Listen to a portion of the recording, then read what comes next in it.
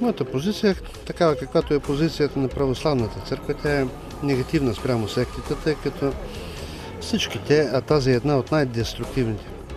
Всичките са деструктивни, всичките са негативни. Сектите са опасни, защото всяват най-вече в съзнанието на младите хора обществен, духовен, личностен релативизъм.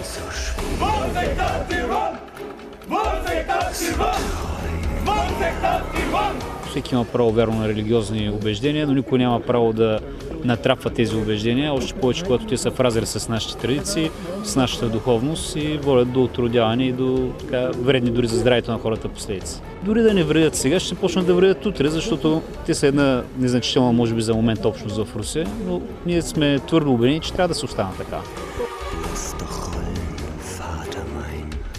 Ние поднаехме тази сала и имаме право да правим каквото искаме. Вие празно, господине. Още сега. Но ако вие пречете този вход, повече... Но сега моля да излизате, защото искаме да се подготвим. Елате при нас!